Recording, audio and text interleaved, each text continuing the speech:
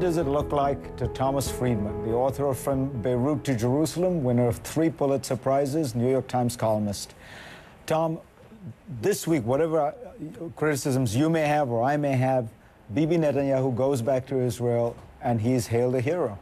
Well, there's no question that when you stand up to a foreign power, you assert, your demands. There's going to be a constituency back in Israel that's going to support that.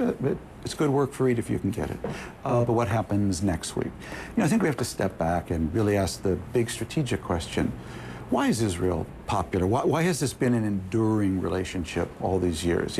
Why does that cameraman and that sound person support Israel, whether they're Jewish or not Jewish? It's because we see them like us. We see them as a country that shares our values, and most importantly, we see Israel as a bastion of democracy in the Middle East.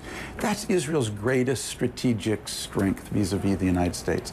And what those of us who have been critical of Prime Minister Netanyahu on this issue are basically saying is that's precisely what is imperiled if there is no peace agreement that allows Israel to cede the West Bank to a Palestinian Authority in a safe and secure way, so it doesn't absorb all those Palestinians, so we don't end up with a situation where a Jewish minority is ruling over an Arab majority between the Mediterranean and the Jordan River. We know where that goes. That's called Jewish apartheid. That would be the biggest strategic threat to Israel.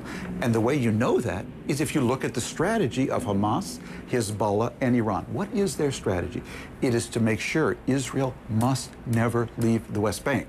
Okay? Because as long as Israel's there, that is the key to their strategy for globally delegitimizing Israel. Why play into that strength? But he gets 29, 28 standing ovations in Congress. Well, there's a parallel between what the Palestinians could get at the UN and what the Israelis can get in Congress.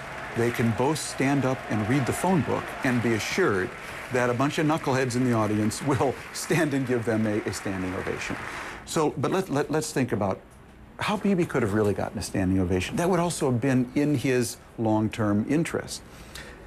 Let's say Bibi had stood before Congress and said, my fellow friends and my American friends, your President Obama has come to me and said that he believes that there's an opportunity here for a breakthrough of the Palestinians. I have to tell you, I personally don't believe it. But I know one thing. When our best friend, our oldest ally, our most important strategic partner in the world comes to me and makes a request, there's only one right answer. Mr. President, yes. You want a 6-month moratorium on settlement building? I've already got 500,000 settlers in Jerusalem and the West Bank. You know what, Mr. President? That's not really a strategic risk for me. The potential payoff of that is so great. I don't believe it. I'm skeptical. But when you, President Obama, asked me that, there's only one right answer. Yes, sir, we will do that. Barack Obama, this bud's for you. Then he would have gotten a standing ovation that would have not just included the U.S. Congress, it would have included Europeans, it would have included Arabs, it would have included people all over America who said, hey, there's a guy who's going the extra mile. And that's my point, Fried. I have no idea whether there is a Palestinian partner for a secure peace with Israel, along the lines that President Clinton has laid out. I just know one thing. Given the implications for Israel, if it gets stuck permanently holding the West Bank, it is in Israel's overwhelming interest to test, and test again, okay? Because that would be a huge strategic threat to Israel if it has no choice but to absorb the West Bank. But you travel there a lot, and you know the American Jewish community here. Both those crucial constituents. It's always struck me that to get peace, you're going to have to convince a majority of Israelis because they have the land. They have the land and the guns, in a sense. They're the power on the ground. It's drifting to the right. They're less interested in the kind of deal you're describing. Well, you have a more conservative on this issue, right-wing, whatever you want, nationalist population in Israel now, between the growing Orthodox population and the Russian Jews. There's no question about that. As far as American Jews, to me the question, Fried, is, yes, Bibi Netanyahu, because of political reasons and campaign donations and AIPAC's influence, can get standing ovations in the U.S. Congress anytime they want, 7 days a week, 24/7. How many standing ovations do you think he could get at the student government at the University of Missouri, at Stanford, at Harvard, at the University of Virginia, at the University of Texas? If you went to those student governments, they're the future. They're the future voters. They're the future people who will maintain the strategic relationship with Israel. And there, I can tell you, as anyone who goes to college campuses knows, that people don't get Israel, what Israel's doing right now. Some are alienated, some more, and this is a bigger problem, more just, you know, it's messy. I don't want to get involved in this at all.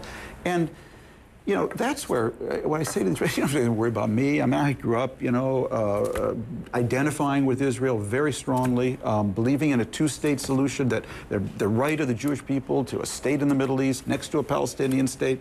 You're not going to lose me, you know.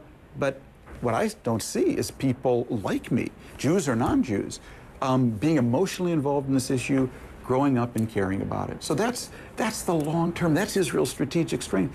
But again, I understand this is complicated. The Palestinians have missed a million opportunities, including with the last Israeli government. And there's a really legitimate question to ask. Can they get their act together? Forget for a hardline deal, for the deal that President Clinton put out, that Olmert, the previous Israeli prime minister. I don't know, but I just know one thing. You've got to test, and test again, because the implications of not are strategically enormously dangerous. When you look at Israel today, what I'm struck by is at some level it's so secure.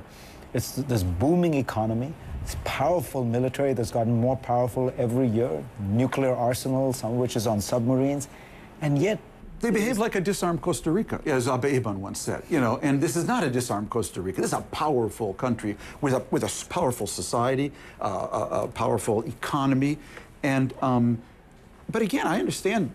9 miles wide at its narrowest. I wouldn't ask Israel to take any risks that seem unreasonable. But boy, if they could strike a deal now with the Palestinians, when you do have actually a decent Palestinian Authority that has actually built a security force that the Israeli army will tell you has been effective. You know, this is what I've been saying from the beginning of the Arab revolts, Fried, which is that when is the time to make big decisions in life? It's when you have all the leverage on your side. You see farther, you think more clearly.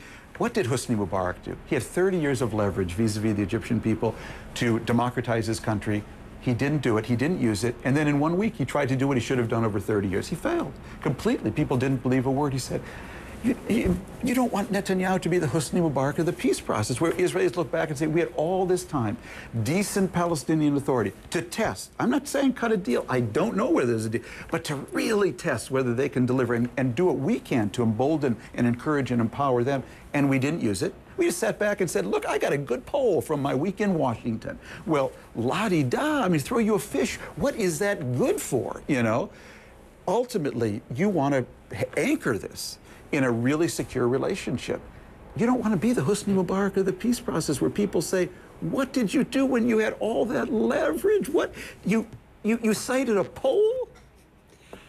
We will be back. We're going to talk to Tom Friedman about what's going on in Egypt, what's going on in Lebanon, Syria. He's back from the region in a moment.